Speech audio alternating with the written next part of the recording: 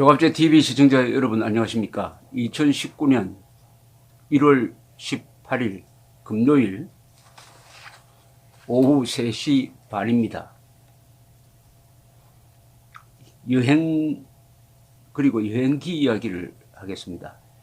이 조선의 삶이 어느 정도였느냐 하는 것은 우리 기록보다는 19세기 말에 조선을 여행한 외국인들이 남긴 여행 기록이 더 생생합니다.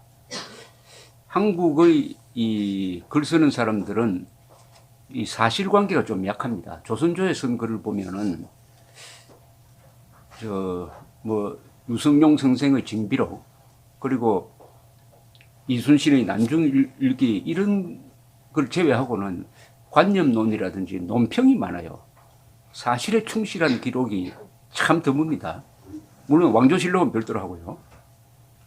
그런데 19세기 말에 개화기를 맞아서 변화해가는 조선을 외국 사람들이 이제 처음 와서 보고 기록을 남겼습니다. 서양 사람도 있고 일본 사람도 있고 이런 분들이 남긴 기록을 보면은 아주 그 실감이 납니다. 이 사람들은 주로 체험한 것을 기록을 하니까요.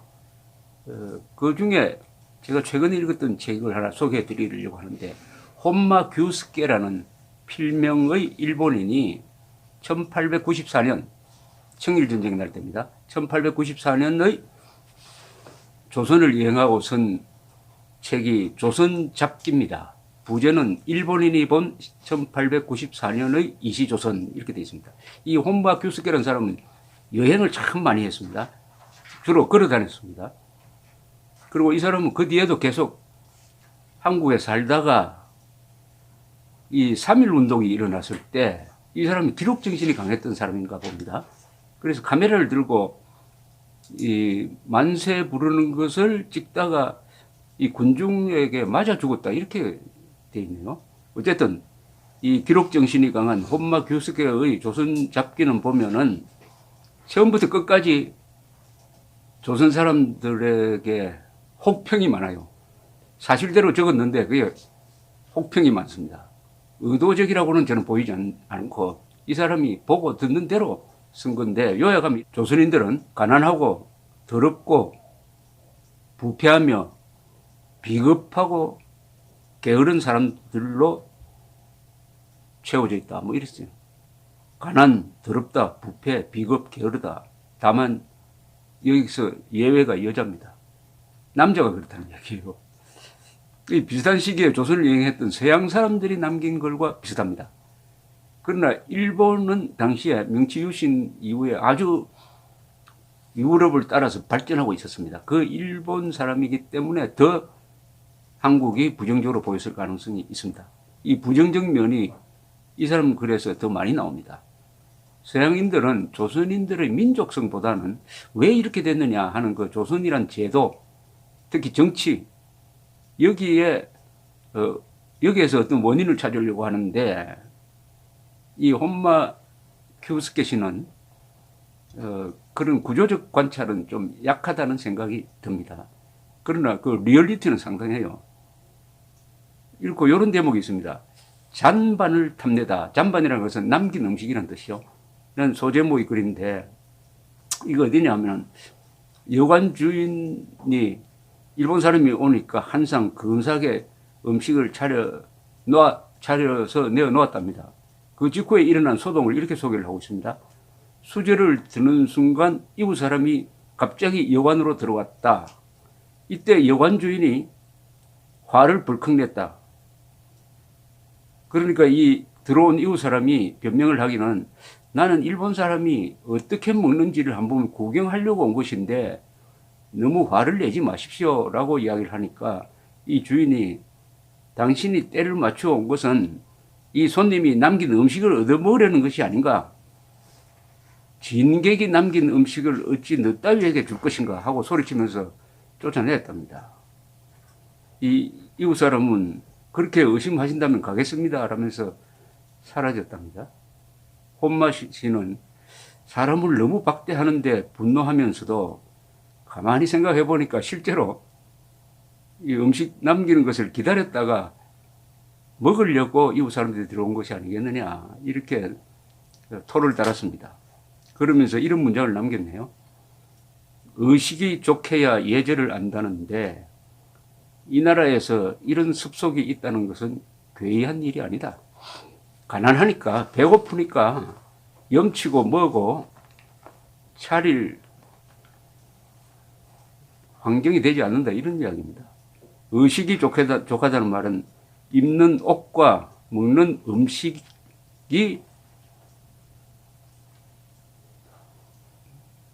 의식이 좋다는 말은 무슨 말이냐면은 입는 옷과 음식이란 뜻입니다.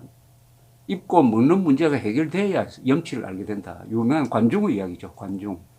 2700년 전 제나라 제상 관중이 했던 이야기입니다. 의식이 해결돼야, 곡간이 차야 사람은 염치를 알고 예절을 안다, 이런 말이죠. 또 이런 제목이 있네요. 관리는 모두가 도둑이다. 이런 제목에서는 한 외국인이 조선인에게 한 말을 이렇게 인용을 했습니다. 귀한 나라의 관리는 멋대로 백성들의 재산을 빼앗는다. 공도라고 불러야 되겠다. 공, 이 파브릭 할 때 공도, 도둑도자. 이게 공무원이 도둑이 됐다, 이런 뜻입니다. 공적 인간이 백성들을 괴롭히니 사도, 사적, 개인 사자에다가 도둑독자입니다. 사도보다도 더 악질이다. 공도, 사도. 공무원이 도둑질을 하는 걸 공도라 그러고, 개인이 도둑질을 하는 걸 사도라 그러는데, 공도가 사도보다 더 나쁘다, 이런 뜻입니다. 왜 저런 도둑들을 죽이고 나를 바로잡을 생각을 하지 않나? 혼마는 조선인들이 관리들의 학정에 너무 오래 익숙하여 아무런 문제의식조차 느끼지 않고 그냥 노예처럼 살고 있다. 대대손손 유전자처럼 운명을 받아들이고 있다. 자포자기다. 이렇게 봤습니다. 그런데 이런 이야기는 서양인들의 눈에도 많이 비칩니다. 조선조 말의 공무원은 다 도둑놈이다. 도둑이다. 하는 이야기가 여기저기 나옵니다. 그때만 해도 서양이나 일본은 이제 엘리트 관료들이 나라를 발전시켜 가고 있을 때니까 그런 나라와 망해가는 공무원이 그렇게 대조적으로 보였다는 이야기죠.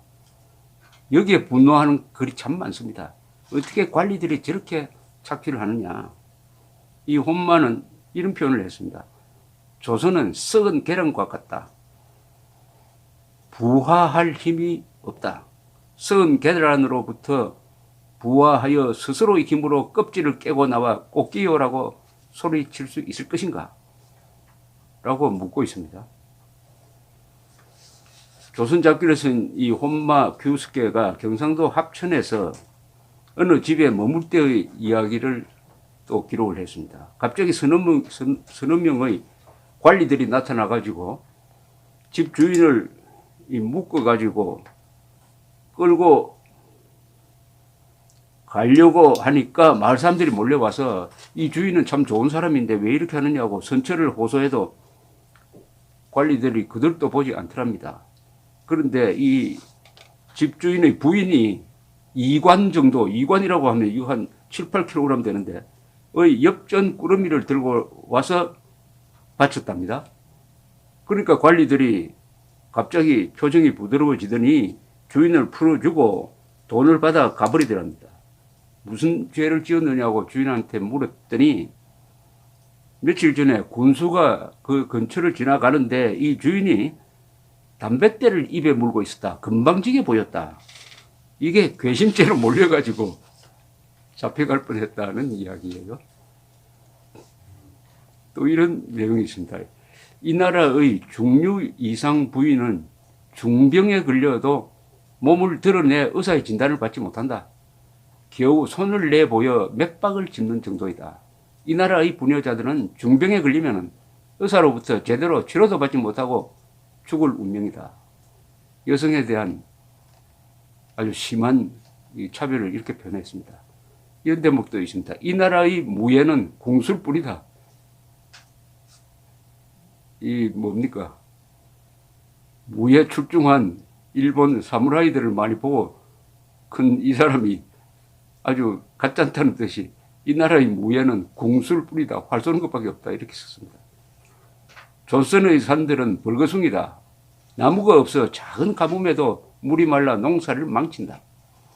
수확이 어려우면 부모가 아이들을 부자들이나 중국 사람들한테 팔아가지고 곡식을 산다. 아이를 팔아가지고 곡식을 살아서 먹고 산다. 이 비슷한 일이 북한에서도 벌어지고 있지 않았습니까? 조선에서 싸움은 격렬한 말싸움으로 시작하여 지저분한 멱살 잡기나 상투 잡기로 끝난다. 이 결투가 없다는 겁니다. 결투 문화가 한국에는 없다는 겁니다. 말로 시작하는데 끝에 가서는 치고받고도 하지 않고 멱살을 잡고 상투 잡기 하고 하다가 나중에 헤어질 때는 내 옷값 물어내라고 해서 아주 이상한 식으로 끝난다. 결판이 안 난다. 한국은 결투 문화가 없는 나라입니다. 이런 이야기 듣습니다. 조선은 더럽다. 생선과 야채는 썩었고 요리하는 것을 보면 여간한 호걸이라도 숟가락을 들 수 없을 것이다. 그 다음에 이 여행기를 쓴 사람들이 한결같이 하는 이야기가 있습니다. 조선은 길이 좁다. 무슨 대로라고 붙여서 가봤더니 한 사람이 겨우 지나갈 수 있을 정도다. 신라 시절에는 일반인들도 우차를 이용할 정도로 도로가 정비되어 있었는데 조선은 왜 이랬나? 그런데 서울에서 북쪽으로 가는 길은 좀 넓답니다. 이건 아마 중국 사신을 위한 것이 아니냐 이렇게 썼습니다. 엄마의 조선 잡기에는 무관, 장교죠. 무관에 대해서 이렇게 씁니다. 무예도 모르고 전법도 모른다. 병정을 거느리고 조국을 방어한다는 생각조차 없다. 군사 문화가 사라졌다는 겁니다. 신라 고구려의 그 무서운 기사는 다 어디로 갔느냐? 조선조에 와서 이게 다 어디로 사라져버렸느냐? 다른 사람이 쓰는 이사벨라 비숍이라는 영국 여성 여행가가 쓴 코리아 앤드 허 네이버스, 한국과 그 이웃 나라들이라는 책에 보면은 이런 장면이 나옵니다. 이분도 1894년 이 무렵에 조선을 여행을 하고 아주 근사한 책을 썼습니다. 거기에 보면은 이 서울에서 양반이 말을 타는데 말을 타고 자꾸 떨어지려고 그러니까 종 두 사람이 엉덩이를 받치고 주인이 말꼬피를 잡고 간다는 이런 묘사가 있습니다. 아니, 한국 사람들은 유목 기마민족 후손들 아닙니까? 고구려 벽화를 보면은 말을 타고 앞으로 가면서 몸을 뒤로 젖혀가지고 활을 쏘는 장면이 있습니다. 그런 민족이 조선조에 와가지고 말도 제대로 못하는 문약한 양반으로 타락해 있었다 이거죠. 왜 그렇게 됐겠습니까?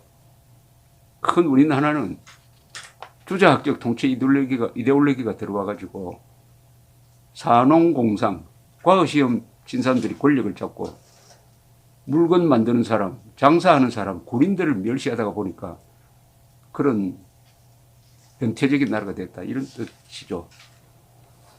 그런데 이것과 좀 비교가 되는 책을 하나 또 제가 소개를 해드리겠습니다. 이 오스트리아 여행가입니다. 이 사람은 헤세 바르텍이라는 사람이 쓴 건데 조선 1894년 여름입니다. 1800, 혼마 규스케가 여행한 거하고 같은 시기입니다. 이건 주로 부산 제물포 서울 기행문입니다. 이 책을 한번 어느 기업인이 선물로 줘가지고 제가 한번 다 읽어보고 정리를 한번 해놓았습니다만 이 책을 읽으면 대충 이런 이미지가 남습니다. 아까 이 혼마가 쓰는 거하고 좀 비슷한데요. 조선은 가난하고 더럽다. 남자는 일을 안 한다. 그런데 노름에는 열심이다.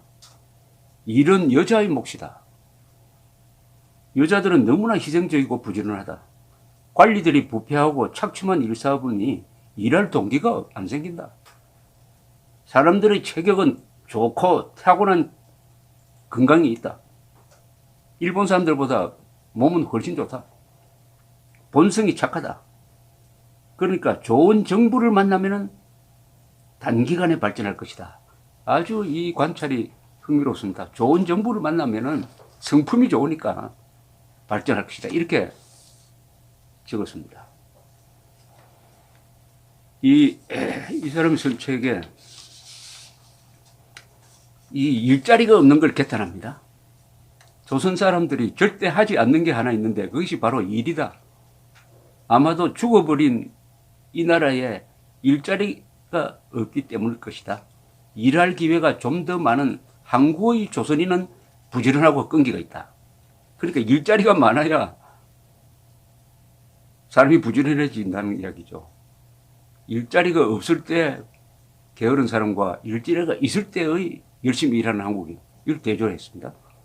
중국인처럼 인내력 있고 만주인처럼 힘이 좋은 게 한국 사람입니다. 여자들이 일하는 마을은 깨끗하다. 여자들은 감동적인 부지런함과 감탄할 만한 인내력으로 그 의무를 다하고 있다. 여기 그때 조선 1894년 조선에 와 있었던 일본인에 대해서는 이렇게 호평을 합니다. 일본은 제무포를 점령하였고 이미 수도마저 점거했다. 그럼에도 일본군은 조선군보다 행동 거지가 낮다. 그들은 모든 물품을 현금으로 구입하였고 예의 바르게 행동하였으며 술에 취한 채 다니지 않고 규율이 잡혀 있다. 일본 장교들은 예의 바르고 교양이 있다. 이렇게 썼습니다. 바르텍, 이 오스트리아 여행가가 본 서울은 이렇게 보였습니다. 1894년 청일전쟁 때의 서울입니다. 서울은 아마도 호텔이나 찻집, 그 밖에 유럽 여행자들을 위한 숙소를 볼 수 없는 지구상에서 유일한 수도이자 왕의 거주지일 것이다. 지금까지 내가 보아왔던 도시 중에서도 서울은 확실히 가장 기묘한 도시다. 25만 명가량이 거주하는 대도시 중에서 5만여 채의 집이 초가지붕의 흙집인 곳이 또 어디에 있을까? 가장 큰 도로로 하수가 흘러들어 도랑이 되어버린 도시. 산업도 굴뚝도 유리창도 계단도 없는 도시. 극장과 커피숍이나 찻집, 공원과 정원, 이발소도 없는 도시. 집에는 가구나 침대도 없으며 변소는 직접 거리로 통해 있다. 남녀 할 것 없이 모든 주민들이 흰 옷을 입고 있으면서도 다른 것보다 더 더럽고 또 더럽다는 이야기 또 나옵니다. 분뇨천지인 도시, 종교도 사원도 가로등도 상수도도 마차도 보도도 없는 나라가 또 있을까? 믿어지십니까? 약 120년 전의 서울입니다. 저 남산타워에 가서 내려다보는 서울하고는 너무 다르죠. 그런데 이런 지적을 합니다. 그런데 서울은 결코 건강에 해로운 곳이 아니라는 생각이 든다. 왜냐하면 겨울이 혹한이고 너무 춥고 여름에는 소나기가 와서 오물을 싹 씻어간다. 이렇게 썼습니다. 이 남자의 게으름과 여자의 부지런함을 대조시킨 대목이 있어요. 바르텍, 이 오스트리아 사람의 기행문입니다. 1894년 조선. 나는 남자들이 일하는 것을 한 번도 보지 못하였다. 그들은 집 안이나 집 앞에서 쪼그리고 앉아 조그만 중국식 파이프를 입에 물고, 담뱃대죠. 파이프를 입에 물고 빈둥거리거나 골목길 한가운데 옹기종기 모여 앉아 놀거나 잠을 잤다. 반면에 작고 추하며 고생 때문에 바싹 여인 여자들이 살림을 도맡아 요리하고 빨래를 했다. 모든 노동은 여자들의 몫이다. 이 오스트리아 여행가 바르텍은 조선 남자가 게으른 것과 여자가 부지런한 걸 이런 식으로 대조적으로 설명을 합니다. 나는 남자들이 일하는 것을 한 번도 보지 못하였다. 그들은 집 안이나 집 앞에서 쪼그리고 앉아 조그만 중국식 담뱃대를 입에 물고 빈둥거리거나 골목길 한가운데 옹기종기 모여 앉아 놀거나 잠을 잔다. 반면 작고 추하며 고생 때문에 바삭 야윈 여자들이 살림을 도맡아 하고 있다. 모든 노동은 여자들의 몫이다. 바로 여기서 여성을 존중하지 않는 민족일수록 문화 수준이 낮다는 사실이 입증된다. 조선의 여성들은 짐 싣는 동물보다 나은 존재가 아니다. 남자들은 노예를 갖기 위하여 결혼하는 것 같다. 그럼 왜 남자들은 일을 안 하느냐? 이분의 관찰은 이렇습니다. 남자들은 일할 필요를 느끼지 않는다. 욕심이 적기 때문이다. 집은 스스로 짓고 살림 도구는 소박하다. 아내가 채소밭을 가꾸고 담배나 약간의 고기를 살 돈이 필요하면 들판에서 고용살이를 하거나 아내를 고용살이 시킨다. 일을 하지 않으려 한 이유는 생계 유지비보다 많은 돈을 벌면 관리들에게 빼앗길 것이기 때문이다. 이거 아주 관찰이 날카롭습니다. 돈을 너무 많이 벌면 관리들이 와서 다 빼앗아 간다는 겁니다. 이사벨라 비숍이 쓴 코리아 앤드 헌 네이버즈에 보면은 이 조선 사람들은 고래 때가 지나가도 고래 잡을 생각을 하지 않는다. 고래가 모래톱에 얹혀도 고래를 잡고 바다로 밀어내버린다. 왜냐?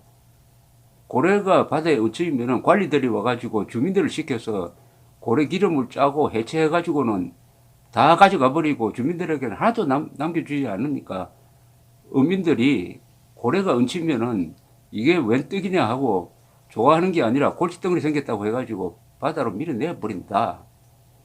이런 이야기가 있습니다. 그러면서 이사벨라 비숍은 이렇게 이야기했습니다. 조선 사람들은 의도적으로 가난하려고 한다. 부자가 되면 다 뺏겨버린다. 이런 데서 무슨 산업이 발달하느냐 이런 이야기입니다. 자, 여기서 차이가 있습니다. 이 혼마와 이 오스트리아 사람이 본 것은 같아요. 같은데 말하자면은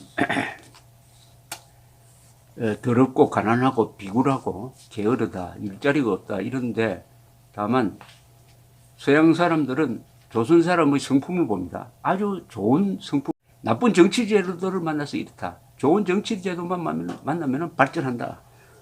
이사벨라 비숍은 어디까지 여행을 하느냐면 블라디보스토크에 있는 한국인 촌을 방문합니다. 거기 가보니까 조선과 너무 다른데 놀랍니다. 너무나 깨끗하고 질서 정연하는데 조선 반도에 있는 조선 사람과 이 블라디보스토크에 와 있는 조선 사람들은 왜 이렇게 다르냐? 바로 정치 제도가 다르기 때문이다. 그래서 마지막 결론이 이렇습니다. 조선 사람들은 조선조의 착취 시스템을 떠나기만 하면 성공할 수 있다. 예언적인 이야기를 했습니다. 어떻게 떠났습니까? 대한민국을 건국을 하면서 자유민주주의, 자유시장 경제를 세우면서 조선조적, 수구적 질서를 무너뜨리고 70년 동안 이렇게 발전해 왔습니다. 조선조적 시스템에서 떠나지 않는 나라가 있어요. 그게 바로 북한입니다. 북한은 북조선이란 말 그대로 지배층의 모습만 바뀌었죠. 과거의 양반이 지금은 공산당으로 바뀌었습니다. 그러나 똑같습니다. 뭐가 똑같느냐? 조선조처럼 양반이 지배합니다. 노동당원이 지배합니다. 계급사회입니다. 그리고 이동의 자유가 없습니다. 선거의 자유도 없죠. 자유가 없습니다. 그러니까 일자리가 만들어지지 않습니다. 폐쇄적입니다. 무역을 하지 않습니다. 가장 중요한 게 자유를 주지 않으니까. 자유를 주지 않으니까 생산이 이루어지지 않는다. 자유라는 것은 식물에 비교하면 물과 햇볕인데 물과 햇볕을 차단하면 식물이 자라지 못하는 것과 같다. 그래서 제가 소개해드린 이 기획문을 딱 읽어보면 끝에 남는 생각이 이게 북한이구나 하는 생각이 듭니다. 바로 북한이 19세기 말의 조선이구나. 1945년으로 해가지고 남한과 북한이 갈라지면서 남한은 바다 쪽으로 자유를 향해서 뛰었고 북한은 대륙을 향해서 포갑 전제를 향해서 뛰었으니까 남한은 70년 앞으로 갔고 북한은 70년 뒤로 갔습니다. 그러니까 남북한의 실질적인 차이는 140년입니다. 140년 전으로 거슬러 올라가면은 제가 읽어드린 요게 바로 조선조 말의 생활이고 그것과 거의 다름없는 생활이 북한이다. 그런데 대한민국에 살면서 그 북한을 그리워하는 자들이 큰 소리를 치고 앉아 있고 이런 근사한 나라를 향해서 헬조선이라고 하고 앉아 있습니다. 헬북조선이라고 할 용기가 없으니까 대한민국을 헬조선이라고 하는데 대한민국을 헬조선이라고 하는 사람들은 헬을 좋아하니까 그 지옥으로 보내야 되겠습니다. 감사합니다.